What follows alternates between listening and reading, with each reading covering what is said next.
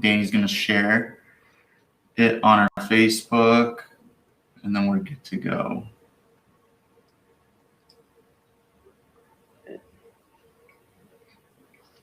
It's on your personal right now, right? Yeah. Andreas, are you in Mexico right now or back in Canada? Back in Canada. Nice. How was Yeah. Mexico? It was pretty amazing, actually. I really missed, particularly the family, you know, with this pandemic, being away from them for over a year. It Right. really, like, makes you reevaluate things. Plus, I got to shoot a couple of things in Mexico, and that I really enjoyed. So it was very nice. The weather was amazing. You know, got to enjoy a little bit of the sun. It's all gone within 3 days of being in Canada, but Right. yeah. What about the food? That's the most important part. Oh, the food is amazing, man. Like, there is just no comparison to like what I actually eat there to what I can find of like Mexican food here in Canada, right? Like, and the prices here are ridiculous, and the prices there are like so affordable. So that is one of the things that I really, really miss the most of living like in Toronto, right? Right. Yeah. That's awesome, dude. Awesome. Well, we're good to go. We'll get started here. Anyone on Instagram, welcome. If you have any questions at the end, we're going to be answering all the questions. So make sure you leave your question below, and then we can get to it later. But right now we have Andreas on here. Andreas is going to tell us a little bit about himself. He's worked with a bunch of big brands. We met him almost about a year ago. And he's worked on a lot of our sets as well as a cinematographer and DP. In Mexico, he owns his own company, and he's been running it for about 10 years, I think. And the company has been running for over 25. So what happened was, actually my dad started the company, and then when I was like around 18, I guess. 19, my dad had a pulmonary embolism, so that really set him back. And then we had to start like both my dad with what he could, and my brother with what he knew at the time. He was in university, and like I was like, so we started working like pretty heavily, like right from the start, which was really great. Because like both my brother and me grew like a little faster, I'd say, than like a lot of people. Like, we dove in the pool without knowing anything, and I think that's also what you guys are doing, right? Like, you guys did it right away, and I think that's one of the coolest things of this process, just like learning on the go, right? Right. Of course, 100% agree. So if you could tell our audience a little bit about yourself, and how, a little bio of yourself, and just some of the companies you worked with, and what you specifically like to do, like what role you usually are, best in and you like the most. Okay, so like I'm originally from Mexico. I started working as just like, I would call this position like a videographer, right? I started working doing like testimonial videos, and then worked my way up to some, I guess, bigger brands eventually. What I really, really have learned along the way is um, basically there's just so many things that you can learn just by doing things yourself. Like, it's 90% execution and then 10% strategy, basically, on what I learned, because basically I was studying university, and then at the same time working. All my friends like started working after university, and then that gave me, I think, like I guess like a really made me focus, and gave me like a little bit of a like an uh a mindset of what I wanted to do. I went to school in Mexico. It's called Universidad Iberoamericana. Uh, there's a lot of great filmmakers that came out of that school.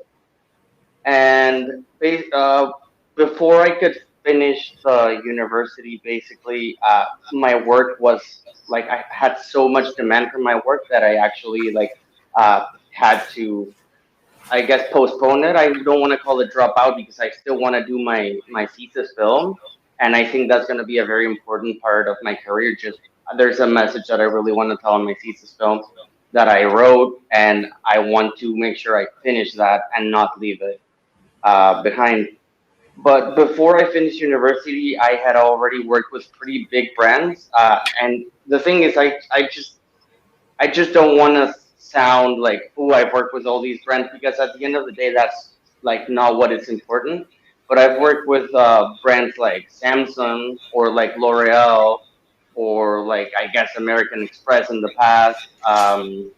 I have produced for my friends some stuff for H&M, which was amazing working with these brands in particular, and that really makes you feel like credited in your career, right? Like when you say, like when you're talking to a client and you say, like, "Oh, I've worked with Samsung or H&M," they're immediately like their eye goes like, "Okay, like this guy's for real."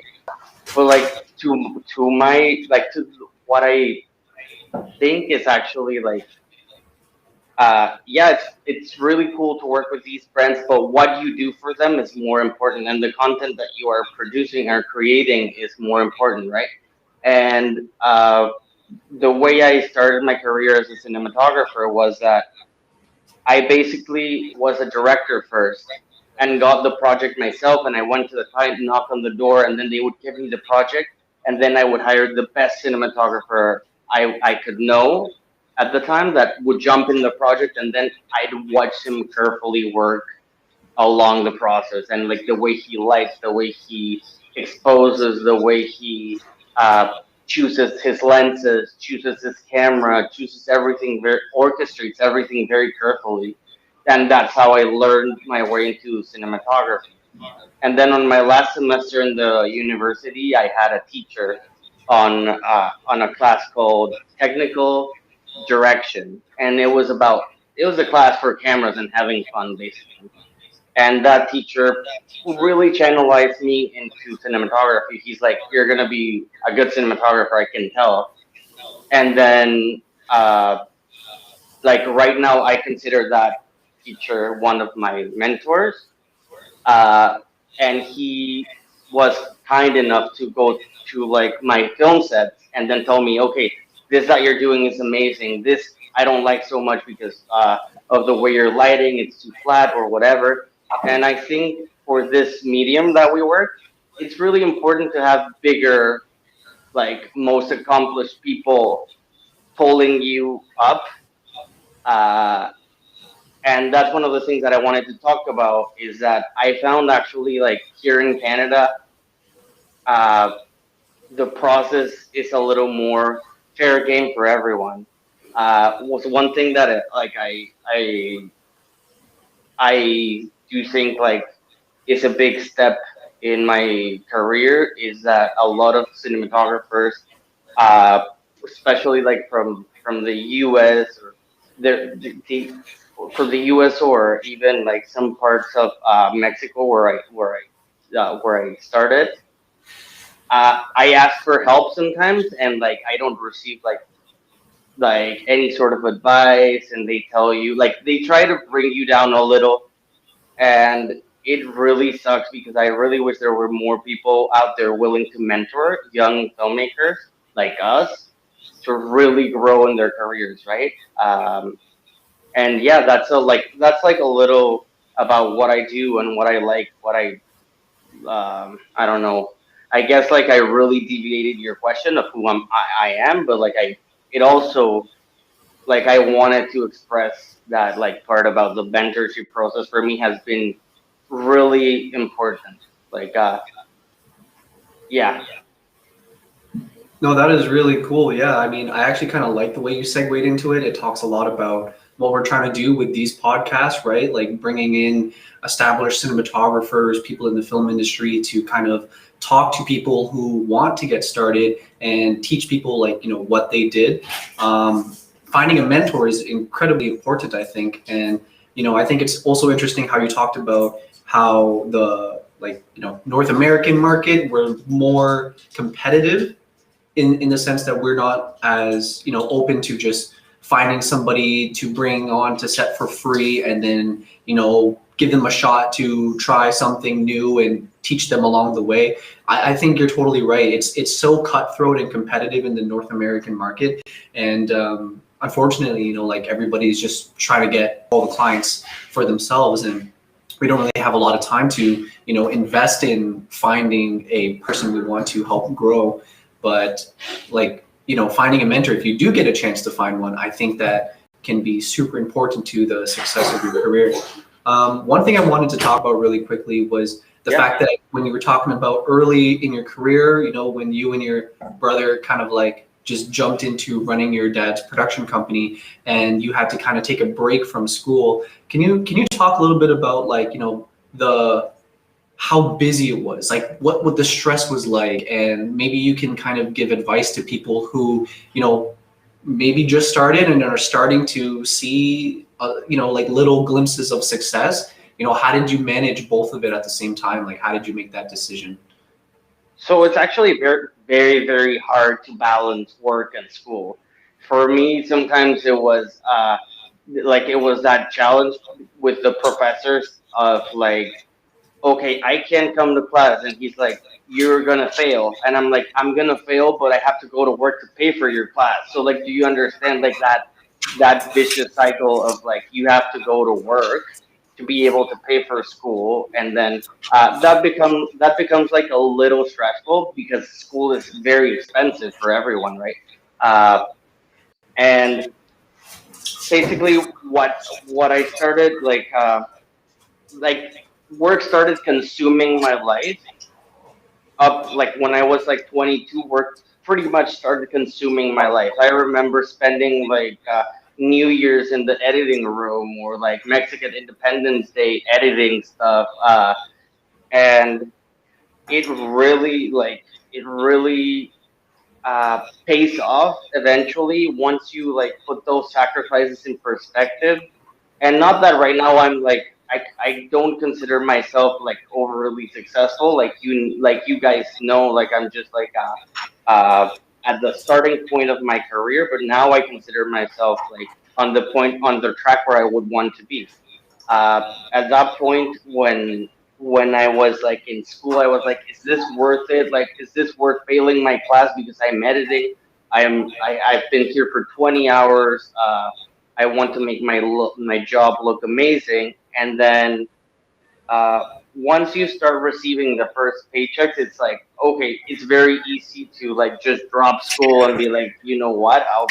I don't need this. Fuck it. Can we cuss here? I don't know about that. Yeah, for sure. Okay, I like it's very easy to say like fuck it. You know what? Like I'll do work 100%. Uh, that's also, I think, because of the way I am. I'm not very organized in that way that I can set aside my okay, from 10 to 12, I'll study and do this and that. I was like, no, I'll give 100% to my work.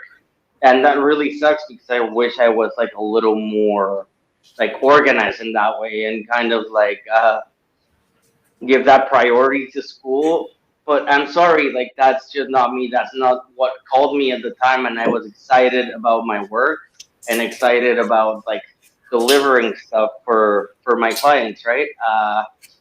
Actually, like I remember perfectly my first commercial that I ever produced. I failed a class for it, and I was 17 years old, and this was like a very successful toy company in Mexico that my friend's family owns. And I told them like, look, what if I made a commercial for you guys? And we actually made a massive production because both my dad and my friend's dad owned a production company, so we got all the toys for free and everything like was massive. And you had like teenagers directing the set, and like it took me 2 3 months of like 100% blood, sweat, and tears to deliver that commercial, on which we lost money. But to this day, that was the day that I said, okay, you know what? I won't ever quit this. Like, this is what I want to do. But also at the same time, uh, they sent me, like, they were shooting, and like my friends started setting me aside, like, you can't be on set. It's only essential personnel here. And like, and then you get that ego struck of like, are you kidding me? Like, I got this project. Why are they like saying that I'm not essential? And then it's amazing how this like work touches your ego in those ways, because you have to learn. Like, everyone has to learn. At the time, yes, I got the project and I wrote it, but then on set I had no experience, so I was a PA, right? And having to deal with those egos, I think, is a big part of the learning, uh, of the learning curve. But like, again, I think I twisted your question, and just like, I'm sorry, I kind of do that all the time. I kind of like, It's all good, man. This is yeah. just for like, getting value. Whatever insights you have from your experiences, like feel free to talk about it. Like there's no script here. Like Yeah, open conversation. it's just supposed to be fun and sharing some information on your experiences. And I'm sure somebody somewhere is going to relate to your exact story, and they're going to get a lot of value from it. Yeah. I really like that situation, just because, when you're talking about filmmaking, I feel like, especially when you have a client, there's so much weight on your shoulders to deliver something that, is not only in their best interest, but at the same time is a representation of like, your skill and your vision. And when you're talking about ego, I feel like that's like so true. The more passionate you are about film, it's like you want to create stuff that's like reflective of your work. But at the same time, it's like you have to remember that you have a client and they have specific, objectives and rules for what they're trying to shoot. And that can definitely be like a bit of a battle. And then I can't even imagine like writing everything yourself and then not being able to like sit in the director's chair because you were like a teenager at the time. Yeah, that would be devastating for sure. Yeah, though they actually sent me to get the snacks that were a part of like the commercial. Like, I had to go with the driver and like then go get them while they were shooting, and like I wanted to be around the camera, like, yeah, like pretending to drink coffee because I didn't drink coffee at the time, and I didn't even get to do that. Right? It's pretty crazy, but well, it's funny that you mentioned dealing with a client right now, because I actually recall this, and like it's a very funny moment that I have in my head with you, Danny. I'm not gonna mention any brands or anything that we've worked on the past, but then there was a moment on the last project we did that like the client said something completely irreverent, like completely ludicrous, I guess. I don't know the word, like something that didn't make sense to you. And I just remember like the way you dealt with it, and I'm like, wow, like that's very smooth. The client went to you and said something like along the lines of like, uh, I want you to feel the intention of this character in a way that you could transmit it to the light or something. And you just asked the question, should I keep the light on or off? And then the client just was like, you have to be able to transmit that. So like, was the light, like, should the light go on or off? Like, I don't get it. And the client is like, was so like, how do you call that, when they're not wanting, like when they don't know what they want, and you have to like kind of, they're very undecisive and very dual on their words, right? Like, Yeah, they're just unsure of themselves. Like, exactly. yeah, when we're talking about ego earlier, like clients also have an ego, like especially if it's a product or service that's a like, huge company, yeah, especially a huge company. I feel like huge companies come in and then they have like workers that like own that project. So they think it's like completely like their project, right? Even though like the company's putting all the money in, and you have some people there who just like want to take control of this, even though it's not like their expertise. you know, even though they did plan everything, it's not like you can call the shot on lighting because, like, have you ever studied lighting, right? Yeah. Stuff like that. And here's the thing, though, like learning to manage that client is also a part of being a filmmaker, especially if you're doing commercial or corporate work, right? Like technically they're your employer. You can't be pissing them off and like saying like, oh, I respect your decision, but like we're gonna do something completely different, right? You have to let them know that you have their best interest, and then just, you know, make them aware that you are acting on those best interests, but you know, how you translate that in the film world is completely a different realm, right? Like I know exactly the instant you're talking about. You know, we were like shooting this bedroom scene, and the client was like, I want it to feel this way. And it's like, but like, you know, we have that intention. So the question is like, what do you want to do? And they know that when you give them that option, they don't really know what the answer is anymore. They don't know how it translates when it comes to the editing room, right? Or how it looks in, you know, S-Log3. Like it's a completely different experience when you're in that world.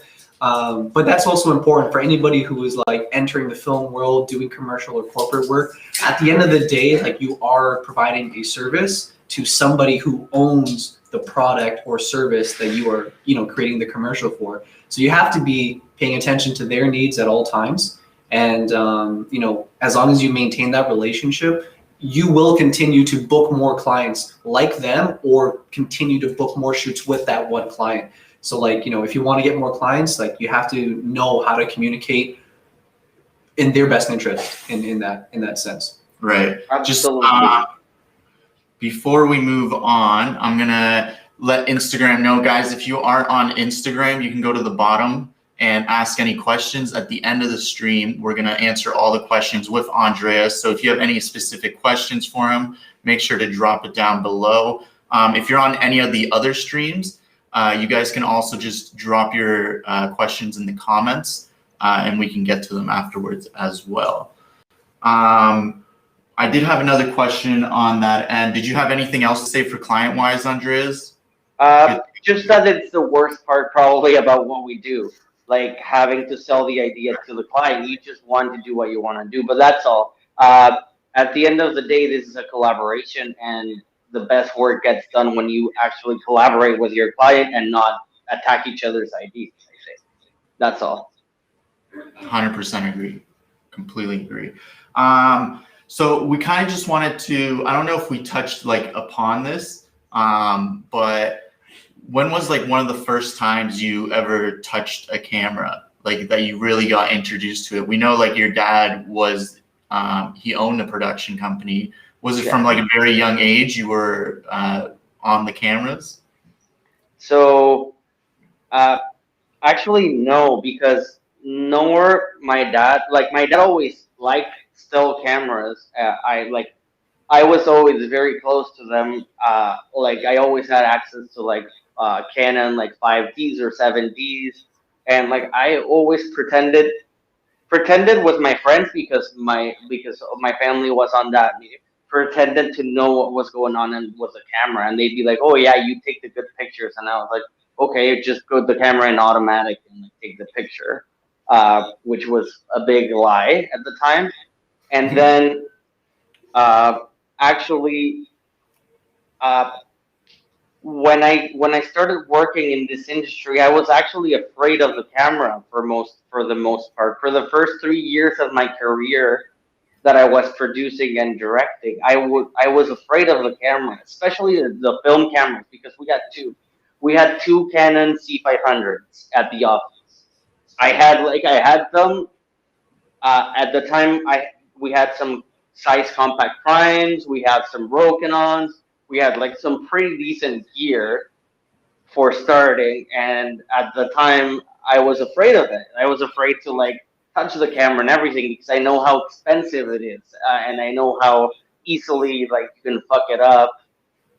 You can like touch the sensor and like everything goes like so yeah, it was a little scary at first, and then I remember another person that I consider one of my biggest teachers was actually a person that was not even in the like camera department. He was more like well, he was in the camera, more on the lighting department. He was like what we in Mexico we call a staff, which is in Mexico kind of like a best boy, I guess, kind of like on along those lines. But he helped me out a lot, and he had been 30 years in the industry, and he like set up the camera and was like, okay, you need to like get to know these parts and get to know like the body of the camera, and this is the lens, and like this is what it does. And the second I started playing with the C500, then my next project, I was like, okay, I will try to use the C500. I would always hire a DP, a friend of mine. His name is Pablo. Uh, he's a very good DP, and he taught me a lot of like how to like manipulate a camera. But then when I tried to put it on practice, it didn't look like that. It looked very flat, very dark, very mushy, very like the image looked disgusting, and I kind of like gave up a little on myself and trying to become a GP. Um, and then eventually, I had the fortune of working as an AC for one of the top uh, DPs in Mexico, which is like he's a like an incredible friend of mine called Chuy Chavez. He's a DP for like right now. There's a Netflix show called Selena, and he's the DP. And I got to AC for him in a project in the Mayan Riviera, and we used a red camera, and like I just saw the way that for him the camera was not important, like it was all about the light, right? And the second that I saw that and saw the way he manipulated the camera, I was like, okay, like this doesn't look as complicated as as what I thought before, although it is. But he made me like feel that joy and that like magic when like everyone's looking at the monitor and going like, oh my god, this looks unreal. And after that, I like pretty much knew exactly that I wanted to be in camera always. Right. I noticed when you're talking, you've gone through like a lot of mentors, which I think is like super important. What is like a strategy, or how would you say you gain mentors? So I would actually just consider that I had three mentors in my life, and all of them came because uh, like there's always like a stroke of luck, I guess. But at the same time, you need to be there. You need to be pushing them, asking questions, bombarding them with like curious. Like they need to see that you're curious. They need to see that you want to learn, because otherwise, like it's very. And when I try to actually like mentor someone myself, like when I try to like teach someone something to someone, I kind of like the person being very receptive to what I'm saying and not like, yeah, yeah, yeah, like I knew that, right? So having a mentor is the most, like, I think the most important part of this process to me, right? I think like adapting what you learn from someone else to what you actually feel is what's going to give you like the tools to like have like a style of your own. um, and yeah, like I had the fortune of having amazing mentors, like my teacher from university who also became my friend and eventually ended up selling me his red. uh, he actually, like, he is not afraid of sharing information, and some DPs are, because some DPs are like, this is my personal recipe to make my image look amazing. And my like none of the people that I like that I learned so much from were afraid of sharing their information, because they know how good they are. They don't need to be insecure about getting work, because we all, like, you guys and I know how hard it is to get work in this business. Like, it's harder to get work than to actually do it. That's the reality. right? So yeah, I think having a mentor speeds up your process by 1,000%. And I learned more about my mentors that I did in actually like university. I didn't go to film school, but it was like a film program, and like I learned more about my mentors that I did in any of the other things in film program, right? Yeah. Right, that makes sense. And I feel like a lot of people don't like know this, but you don't have to personally have a mentor that like works with you in real life. Like you can get mentorship like off of YouTube, right? Like for example, a lot of like the business skills I learned is off of like Gary Vee, which I've been like following for like 5-6 years, right? And that's what like really has got my business up. And even like reading books, like Robert Kiyosaki, and these are like mentorships in itself that helps you. And there's a lot of amazing people on YouTube, on Instagram, who can help you. And if you just follow these people's lives, it's a huge mentorship in itself. So you don't always need a personal mentor like Andreas has, even though that is superbly helpful. If you don't have that opportunity, or if you don't know those types of people, you can always go online and learn from them, and even buy like courses from them, which you get like mentorships from. You can get like live mentorships from them as well. So that is like another option in that sense. Also, sorry, yeah. Well, now that you're talking about it, there's two books that actually changed well my career, I guess. There's a book called Painting with Light with John Alton. Uh, like that book actually, like, you know how a lot of people say, oh, you have to go to work, like what's in books, like you can figure out like anywhere else, right? Like sorry, the opposite, like you can figure out this stuff from work in books, like you have to learn it in the and when I read Painting with Light, it was a very interesting approach because it was recommended to me by another DP, a Mexican DP that lives here in Toronto. And I started reading that book, and I found the answer to like everything that I've been looking for in my career, which is like this, like I think it's very valuable. It's never underestimate what you perceive to create your own style. We all have different perspectives. We all see things differently. We all see and hear things differently, whether it's in the street and nature and everything. And like the key to what you're bring the value might be the way you perceive it, right? And that gives you like a personal, like I guess like a mark on your work that no one else will have. Like I don't know if I'm expressing this correctly and that you guys understand what I'm trying to say. It's like the way the way that you perceive things, like the way that you walk in the subway and look around, and like the way the light reaches your eyes and everything. Like you're replicating that on camera and on a scene and like on a shot is what's going to create your own personal style.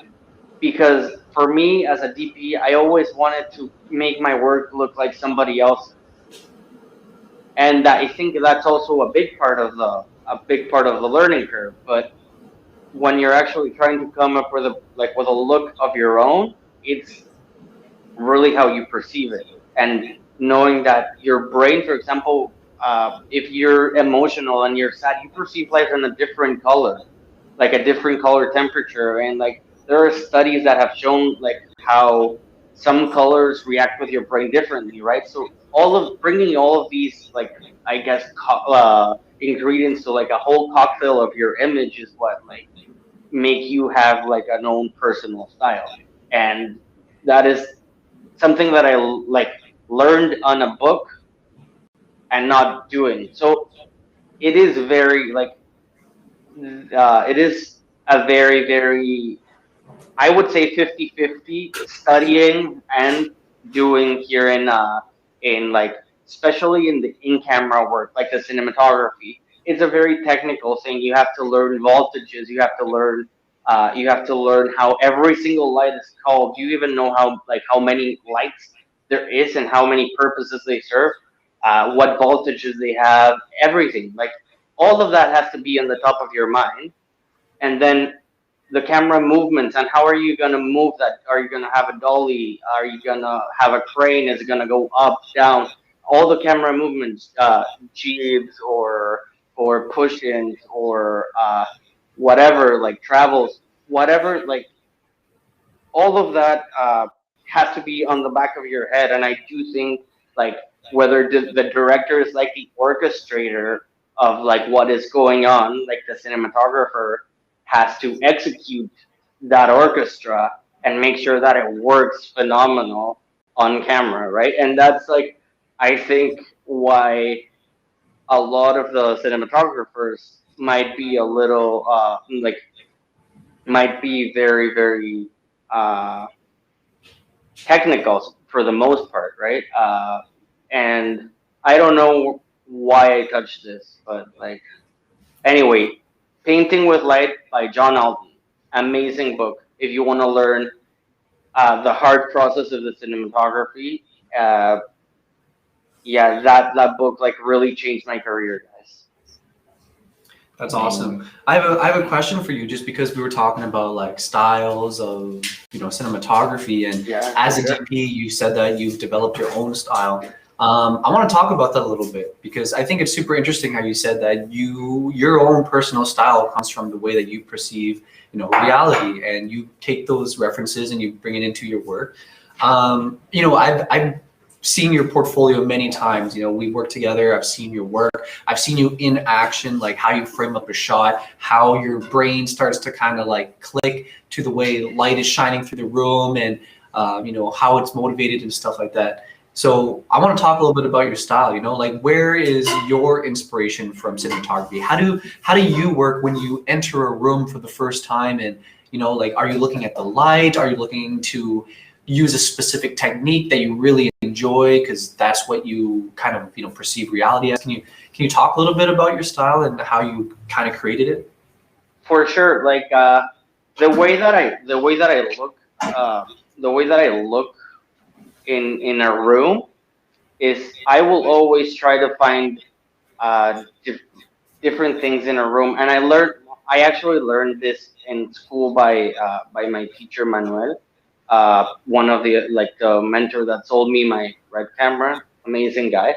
Um, Basically, you have to see all the four corners on the room, uh, and he said something very interesting in my class. It's like he said, allow the location to discover itself for you, not you discovering the location, right? So, what I usually like to do, for example, I walk into a room and the first thing that I want to do is turn off all the lights, like turn off all the practical lighting in the room and see what are the ways that the natural light is working on that room, right? If there is not a lot to help you there, then I tend to go towards composition, right? Like composition, a lot of the time, like some of the like symmetry or certain other aspects that can help you find exactly what you're looking for in a location, and then that way you can realize what are the strongest points to shoot in a location, what are the strongest shots, and how you are gonna frame them too. Like you're always gonna try to frame, I guess, like that's very personal, but I always try to frame towards the light and not in favor of the light. You always want to face either windows or you want to be facing different sources of lighting so that the image has that like depth and you can separate like your subject from the background. Right. I want to talk a little bit about your instinct as well, because we talked a lot about turning off the lights, seeing how the light shines into the room, facing your subject, towards the light, having separation between the background. These are all kind of like techniques. But I remember we were on set and we were shooting a child actor just playing with the Legos. And, I was thinking in my head, like, okay, like, how would I make this shot look cinematic? Oh, I want to put a light outside and make like a beam of light come through the window. And then you were like, we're gonna not do any lights at all. And I was like, what? Because you just love the natural light in that room. So I want to talk a little bit about that instinct that you have, you know, like how does your brain kind of like tell you, like what kind of trigger is there for you to be like, oh, you know what, like this scene is perfect, I don't need any lights, or like I just need one light here, you know, like how did you work that muscle? How does it work? It all starts from being a struggling cinematographer and not being able to afford light. But that actually turns into a skill along the road. Um, and I think sometimes people like underestimate how beautiful natural light is. Like there's nothing more beautiful than natural light. If you see like a sunset or like a sunrise, you're like it's always gonna be breathtaking, right? Uh, like there's a lot of photographers from like contemporary or old photographers that never use the light in their lives. They just use their window, and they would pick their studio on their like just because the natural light hit the window a certain way, and that way they can make sure that um, that the light is as beautiful as it can be, only natural. Uh, One of my biggest one of my the cinematographer that I admire the most, which is Chivo. I don't know, uh, he's as popular in Canada as he is in Mexico, but like Chivo shot The Revenant mostly, well, 99% with natural light, and to my taste, that is one of the most like beautifully shot movies. I'm not talking here about story or anything. I'm talking about like the way it's shot. It's beautiful, and all his work with Terrence Malick is only natural light and using what like God gave us. I guess like I'm not very religious, but like I'm just using like figure of speech here is like using the natural light to find that like beauty in our subjects, right? That, and also at the same time, sometimes as cinematographers we're like, okay, like I'm gonna do a book light here and then do block the light from this way, but you don't, like if you just think like that, you don't have the time to actually see your frame. And then I always like to see the frame and then okay, go from there. Like I'm seeing the frame with nothing in there, and then I know what I'm gonna do. But that time I saw the frame, and once you see it, like you notice that there's not a lot you can do to it. It's actually beautiful, and that is a very big challenge too, because you always want to play with toys, right? Sometimes it's like you want to light this in a certain way, and then all of a sudden you forget to look at your monitor.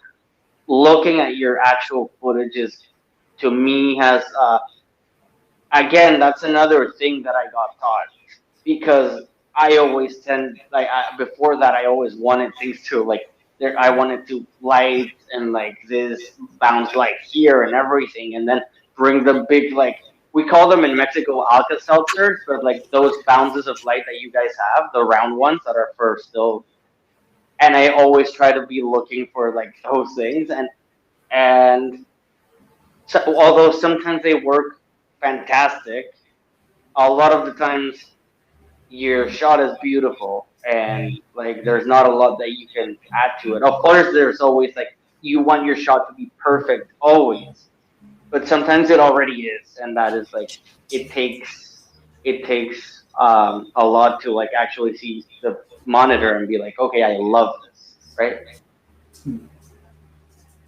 Yeah, I always think of shots like in terms of the edit too, like as a director and a DP, like, you know, as much as we want to perfect every single shot, we have to remember that, you know, cinematography is an experience, right? It's not just the one shot like that you are enjoying, it's how it's portrayed in a sequence.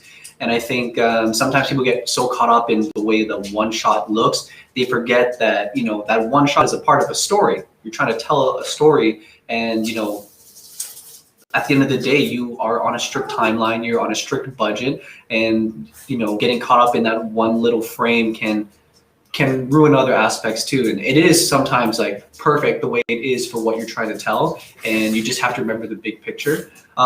We have some fun questions we want to talk to you about too, just because we want to hear some of your cool answers. Shoot. Fun questions? Yeah, we have some fun questions for Andres. We asked these the other day. So we have a game we like to play. It's called either or why. So this one's pretty obvious: filmmaking or photography. I always like movement image, like images in movement. Right. Yeah, that makes sense to us as well. I think that's why I chose video over photography as well. Telephoto or prime lens? Okay, so I remember you guys talking about this with the other DP that you brought here. I always on a personal taste, I will always love prime lenses, but it also always goes for the story. Depends on the story, always. Like you want to complement the story, and if the story calls for zoom lenses, then it is. But on my if I'm doing a personal piece that I wrote, I will always I have a soft spot for prime lenses. I don't know. Yeah, I think everyone does. I feel like 90% of people to that question will always choose prime over zoom. Gimbal or handheld? Handheld. For me, yeah, I like the image to look alive. There's something about the actual roundness of the image that sometimes I don't love. But like I said again, this is only personal. If the story calls for a gimbal, or if it's like a car commercial, of course you need a gimbal on the car to stabilize the image, and or a crane or whatever, so yeah, I personally, for storytelling, I tend to like handheld. Right. Makes sense. Canon or Sony if you had to go with one? I guess for bigger cameras, Sony. For smaller, Canon. Interesting. Yeah. Mirrorless or DSLR?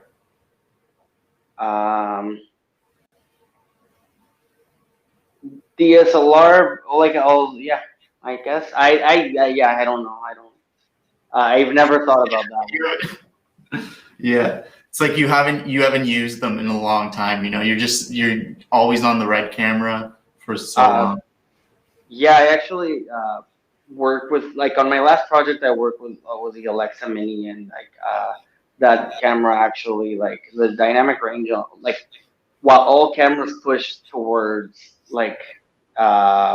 more bigger sensors and bigger 6K, 8K, area always push for dynamic range, and I do see it on the footage right now. Before I talk to you guys, I was creating my latest music video that I shot with my brother in Mexico, and the footage from Airy is unbeatable to my opinion. Well, although my mentor is saying that the Sony Venice is pretty tough to beat, but I haven't used it. So. Right. Awesome. Well, amazing. We are running out of time, so we're just going to hop into some questions and answer some Q&A. Yeah. If you guys are on Instagram or any of our other streaming platforms like Twitch, LinkedIn, YouTube, and Facebook, on Instagram, you can go to the bottom and send any messages or any questions you have right now. And then on our live, you can just comment on the lives there. So first question is from I am Siobhan Smith. How do you get out of a creative rut? I think we've all been in one of these before. Yeah. So there's this book called In the Blink of an Eye by I forgot the editor for for Francis Ford Coppola, and it's basically a book about editing and like how you should uh, tell like how the story needs to be told, basically. But one like there was a part on the book saying like once you're done, for example, shooting, the best thing you can do is just go and hide in a remote place that you're not gonna have access to like that footage because your head is like so overwhelmed with the amount of footage and all like the shots and everything that you just need to clear your head, right? So I do think clearing your head is really important. For example, if you're working on something and you're not achieving what you're wanting in the editing room or in the coloring suite or wherever like you're working, you need to take a deep breath and a deep moment to like kind of. I like to sometimes do like a breathing with like a calm app or whatever, and then go back to work. I actually had one yesterday grading, and I had to say to my brother mid-session, like, you know what, I'm sorry, like my brain is not functioning anymore. I'm not going to be productive. I got to start all over tomorrow, right? So always taking a deep breath, always like blanking your mind. If you have the ability to go somewhere, go and then come back, because doesn't matter if you keep at it for 20 hours, if your head is not in the right space, it won't work. Right, 100%. I totally agree. Just clearing your mind, and I think a big thing is like waiting, like patience on it, right? Like sometimes you just got to give it some time, and then from there it'll come back to you eventually. So just be patient with it, and then you can get out of the creative. Just another quick point with that question.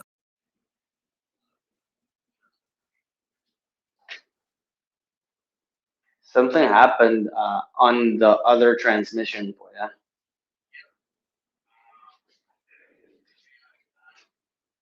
Oh, okay. Meanwhile, let's continue through here.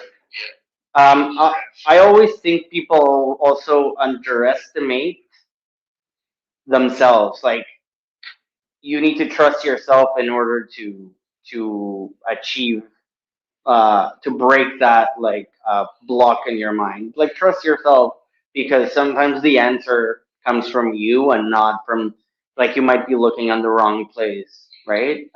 That's I think like I talked about that with my brother yesterday. I don't know.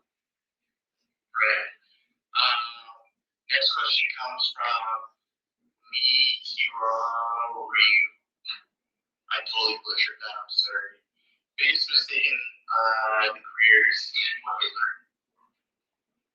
Ooh, that's a tough one. I actually like I actually don't consider this like a okay, yeah. I have one.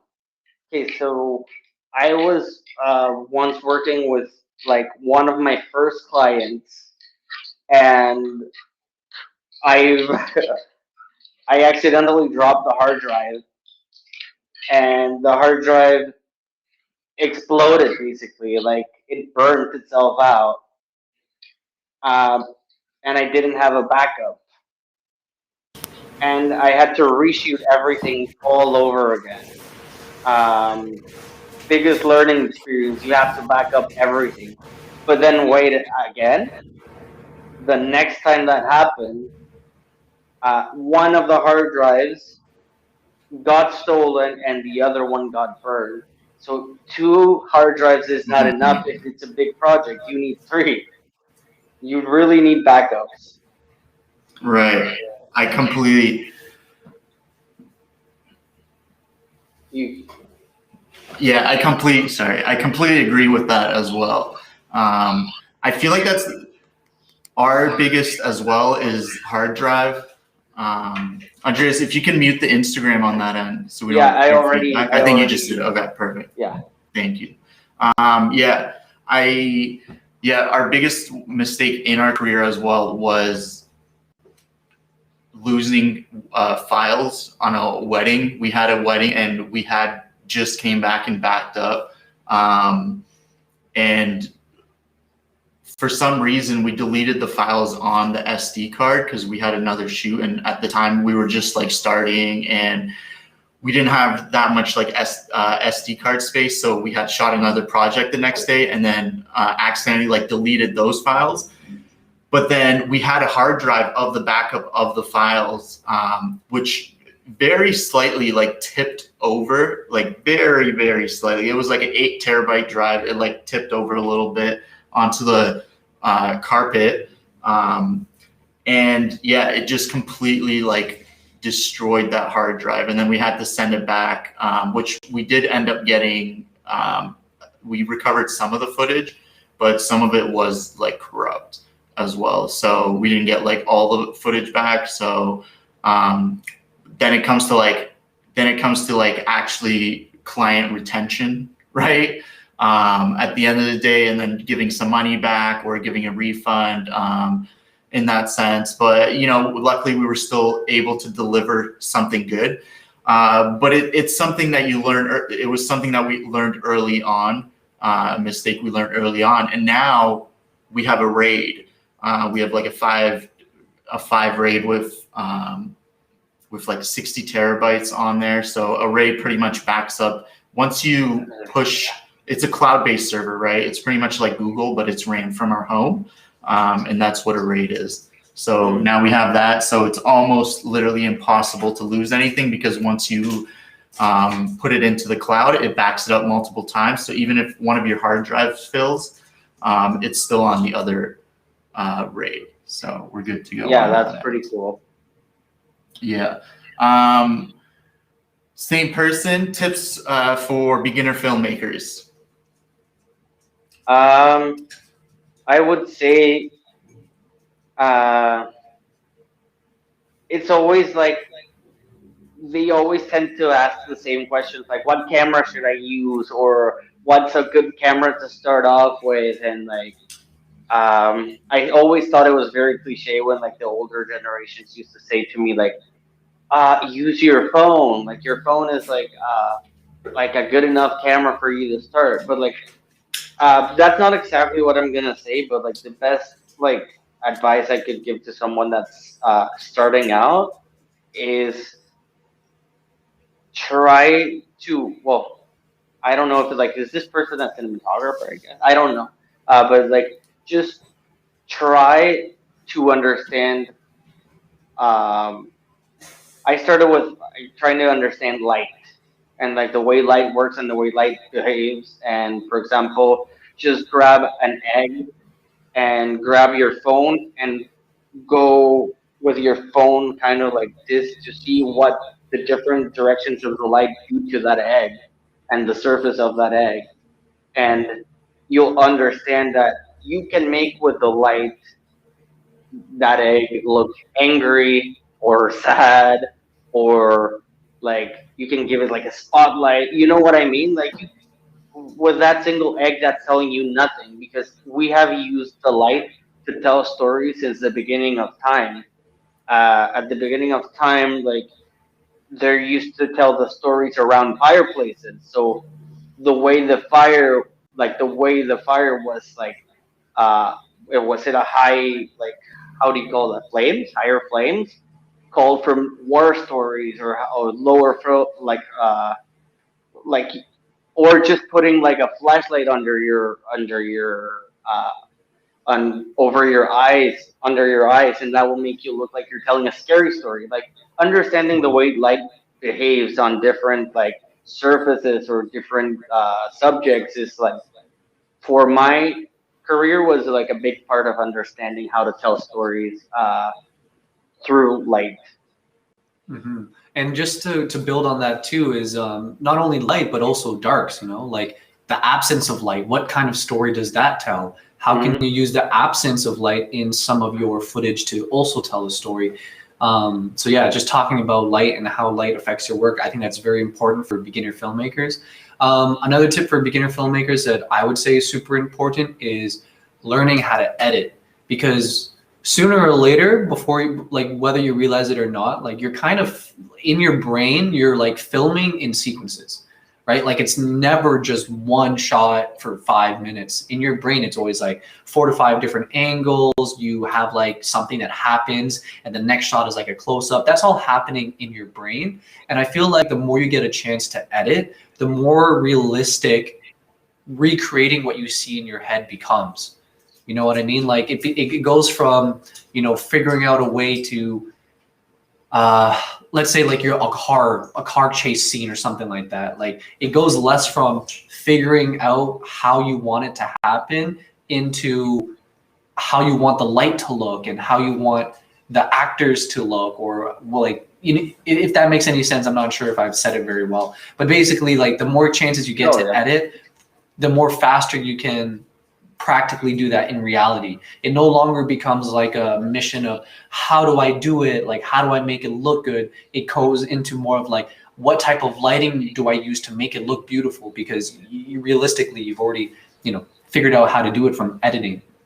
Yeah. And seeing how shots look and stuff. 100% agree. Going on like Danny's point there of like editing, I think it's super important usually for like wedding filmmakers, because you're always on the spot when you're making a wedding film. So when you're shooting it, a lot of the time you're like, hey, how can I tell a story right now with what I have, right? And if you are an editor, it's way easier to think of a sequence and being like, I'm gonna do a close-up of her, and then I'm gonna do a wide of her walking, right?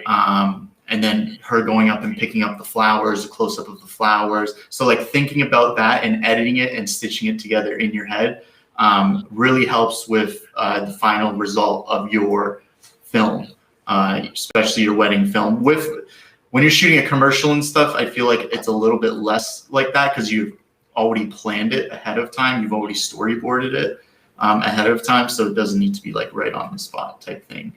But a tip for beginner filmmakers, which I think is a very simple one, is like shoot a lot. Like the more you shoot, the better. Go out to the free shoots, especially if you're new. The more free shoots you do, the more experience you're gonna get, the more comfortable you're gonna be. So then once you do end up booking your first client or booking your clients, it's easy for you to walk in the room and be comfortable with what you do, and you can be comfortable with the people around you. Right.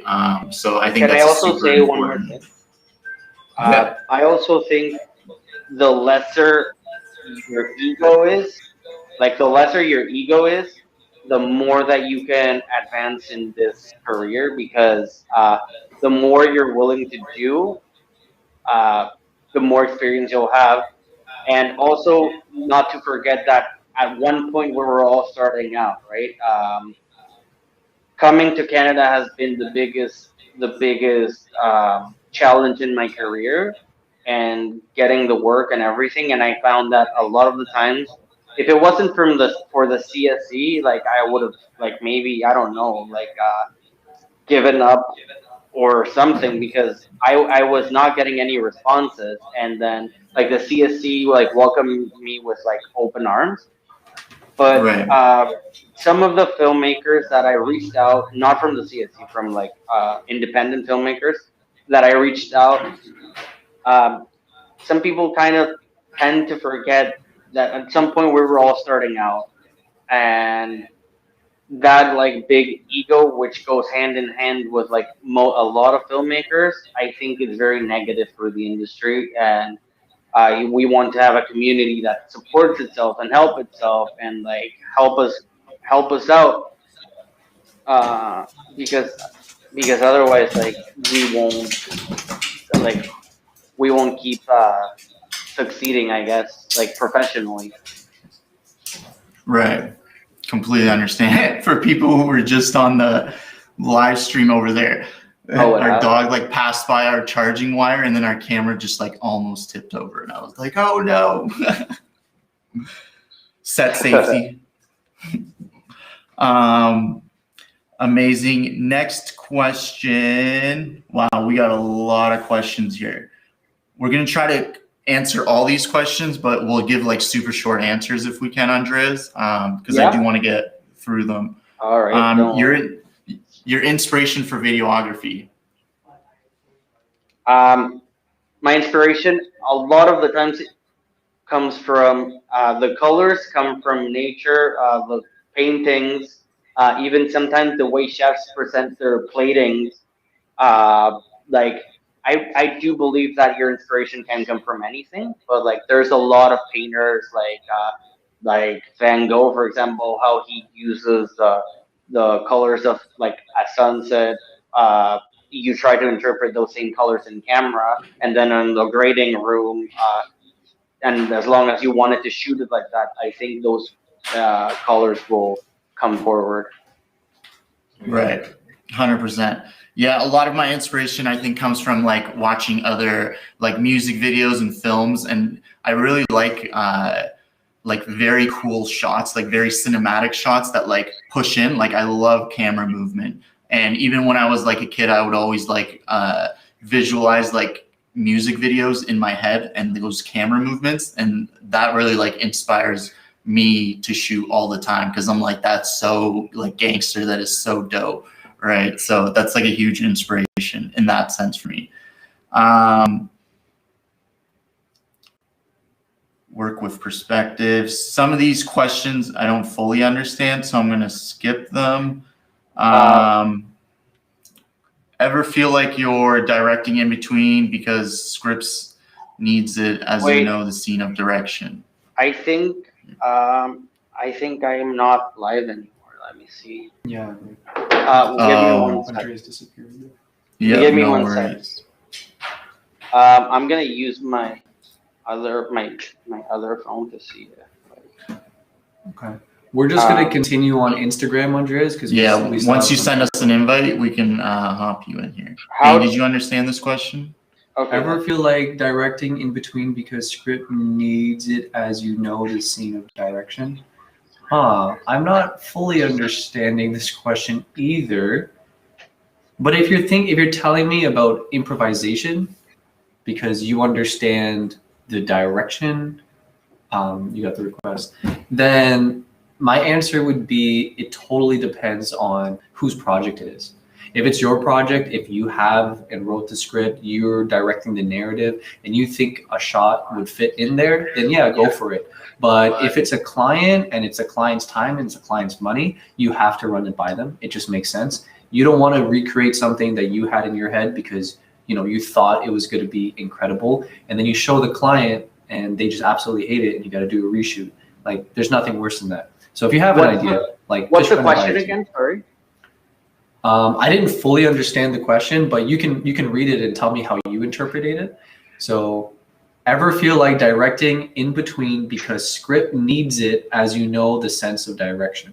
So I took it as like, do you ever feel like improvising during a shoot? And I think the answer for me was like, yes, but it totally depends. Like if it's a personal shoot or a narrative and you want to do it, go for it. If you have a client or there's another director or something along the lines, like just run it by your team. That's it. Okay. Next question is from Rahul. How do you get a job after learning? So I'm guessing after school or just after like YouTube video learning. Tough one, guys, because once you go to school, like this all goes back to the same question. It's to the same advice I gave 2 questions ago. It's the lower your ego is, the more work that you will have. Like some people are amazing in film school and they're thinking because they did amazing in film school, they're immediately gonna get a job and work for a Netflix show, and it's like,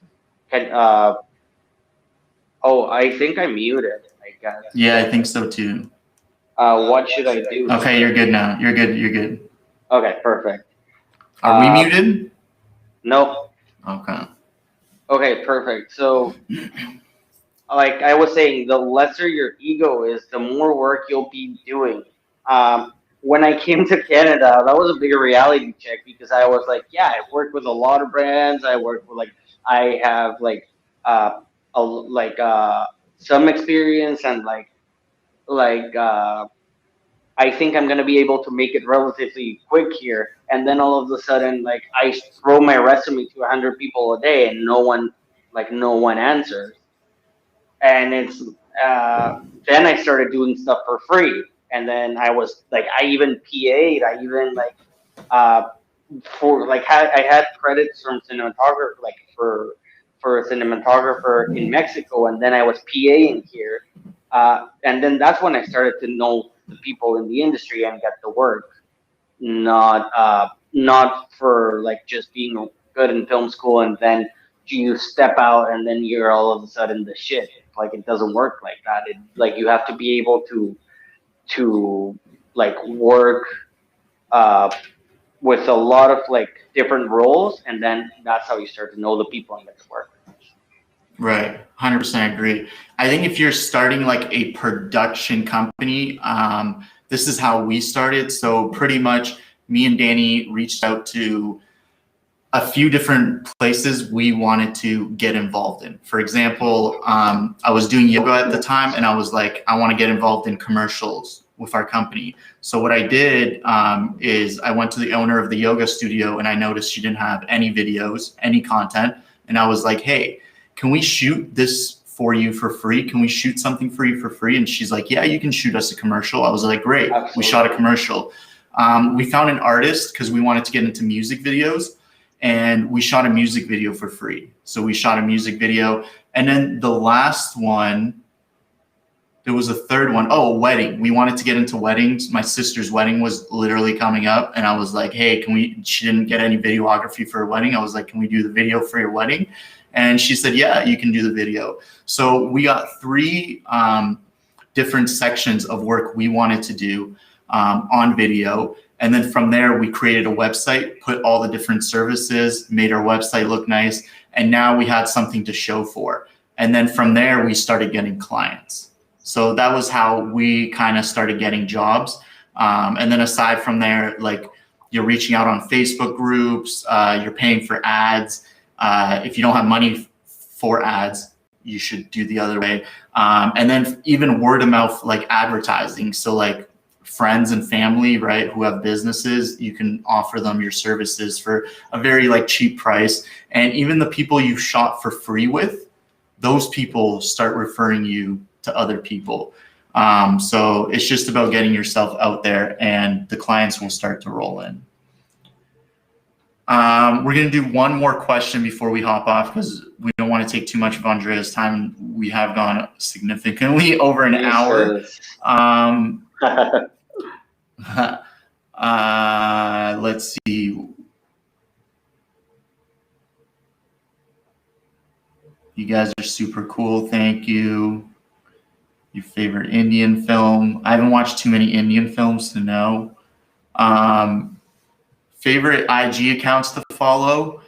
Do you have any favorite IG accounts that you're following? There's one aside from Origin Films. Yeah, you guys kill it. You have over 100,000 followers. I don't know how you do it. Like I tend to post my work, and and then like I have like 300. I don't know how many I have, but like it's very low. Right. Yeah. So I have one called Color Palette Cinema. They show you like stills from like different movies, and then they use the colors of it, and that helps you give yourself like a reference for like when you're working. There's a few DPs that I absolutely love their work. Like Reed Morano is one.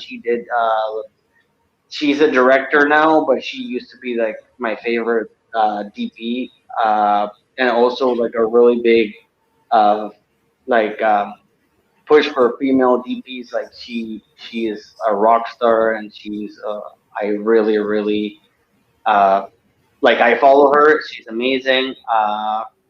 There's also who else? Like I'm blanking here, but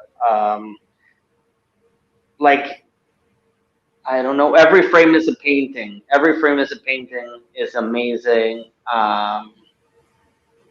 Like you just add every frame is a painting. Who else?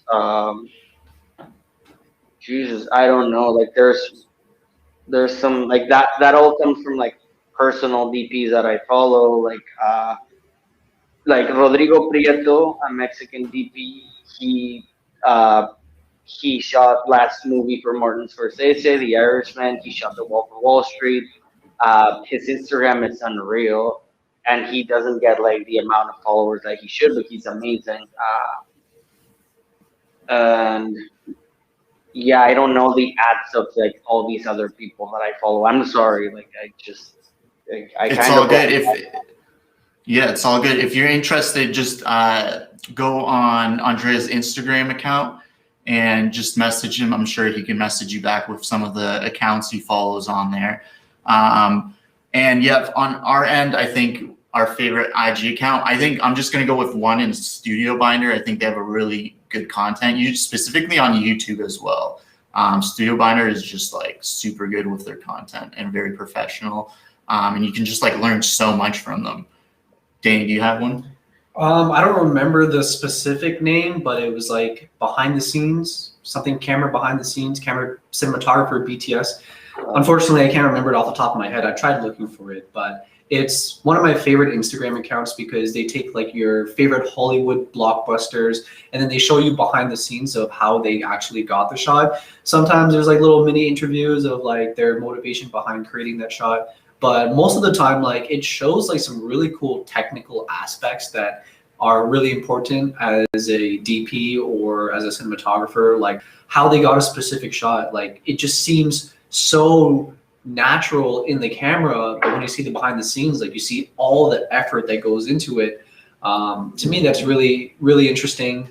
Taking a look at some of the gear that they use, some of the techniques that they used, and also how they like, work with everyone else in all the multiple departments to get one specific shot to look the way it is. So nice. Amazing. Awesome. We're going to wrap it up here. Andreas, thank you for hopping on. We really appreciate your time and your knowledge.